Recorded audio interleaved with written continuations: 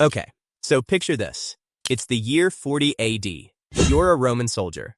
The most powerful empire on Earth has called you to the front lines for what your emperor swears is going to be the biggest military campaign of all time. You march for weeks. You cross the Alps. You finally get to the coast of what's now France. You're staring out at the English Channel. You're ready for war. And your emperor, wearing a full suit of armor, walks up to the water and tells you to attack it. Yeah, the water. He wants you to fight the ocean. This actually happened. Welcome to the story of Caligula. Act 1, meet your emperor. So before we get to the beach thing, and trust me, the beach thing is just the appetizer you need to know who this guy was. His real name was Gaius Julius Caesar Augustus Germanicus, which is a mouthful. So the soldiers gave him a nickname when he was a kid, hanging around army camps. Caligula, it literally means little boots. You read that right. One of history's most famous tyrants is basically named Lil Boots. Now here's the thing, when Caligula first became emperor at age 24, people actually loved him. Like, genuinely loved him. The previous emperor, Tiberius, had been a paranoid recluse who basically ran Rome from a private island while executing anyone who looked at him funny. So when Lil Boots showed up young, handsome, charismatic, son of a war hero, Romans threw the biggest party in the history of the empire. They sacrificed 160,000 animals over 3 months just to celebrate. 160,000. Imagine that smell. For the first 6 months, Caligula was actually a pretty solid emperor. He cut taxes. He freed political prisoners. He brought back democratic elections. People were thrilled. And then he got sick. Act 2, the breaking point. Nobody knows exactly what happened. The historical sources just say he had some kind of severe illness, probably a fever. Maybe encephalitis. Some scholars think it was a stroke. Whatever it was, the guy who woke up was not the same guy who got sick. He started by killing his cousin. Then he forced his father-in-law to commit suicide. Then he exiled his sisters. Then he started showing up to public events dressed as different gods, Jupiter one day, Hercules the next. He built a literal floating bridge of boats across the Bay of Naples, 2 miles long, just so he could ride a horse across it, wearing the breastplate of Alexander the Great. Why? Because a fortune teller had once said he had as much chance of becoming emperor as he did of riding a horse across the Bay of Naples.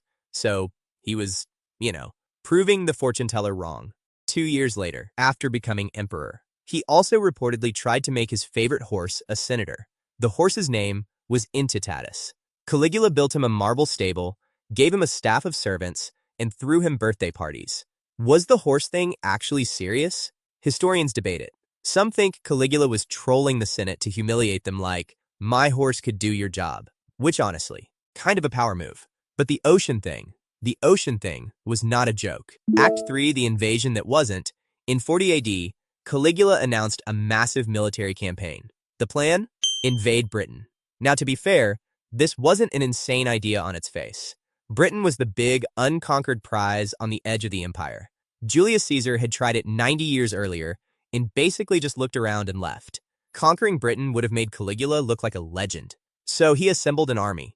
We're talking tens of thousands of legionnaires, engineers, cavalry, supply trains. He marched them all the way across Gaul, modern-day France, to the coast. It took months. The campaign was supposedly costing a fortune. And then they got to the beach, and nothing happened. Caligula just kind of stood there, looked at the water, looked at his troops, looked at the water again. His officers had to be like, "Sir, are we invading? Sir?" And here's where it gets weird. Like, historically weird. Because what happens next is one of the most disputed events in Roman history. Act 4, the battle. According to the historian Suetonius, who, fair warning, wrote this stuff about 80 years after Caligula was dead, the emperor lined up his entire army in battle formation on the beach. He set up siege engines. He loaded the catapults. He had the trumpeters blast the signal for attack. And then he ordered his soldiers to charge into the surf and stab the water with their swords. I want you to really sit with that. Thousands of grown men, professional soldiers, the most disciplined military force on earth, wading into the English Channel, hacking at waves, because their emperor told them to.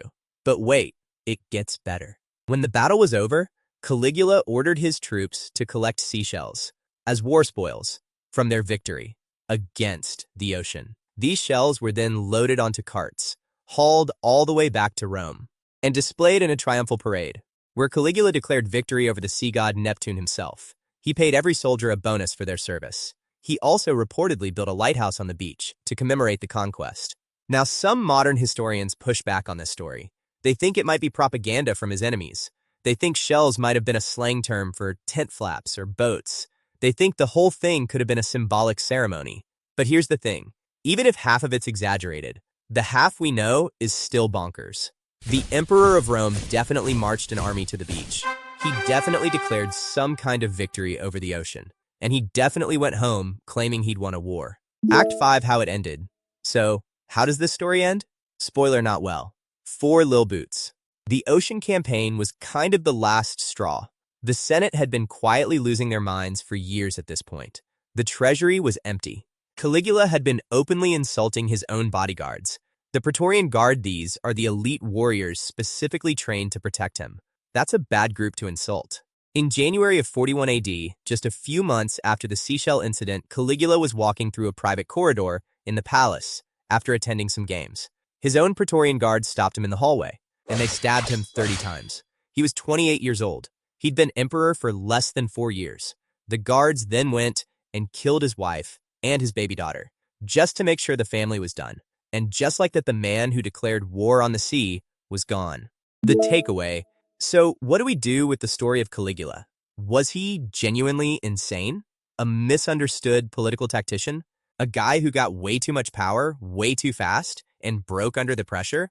Historians have been arguing about it for 2,000 years. And honestly, they're probably going to argue about it for 2,000 more.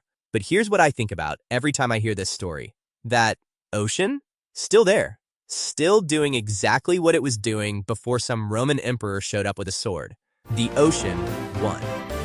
If you enjoyed this video, you might like one of these.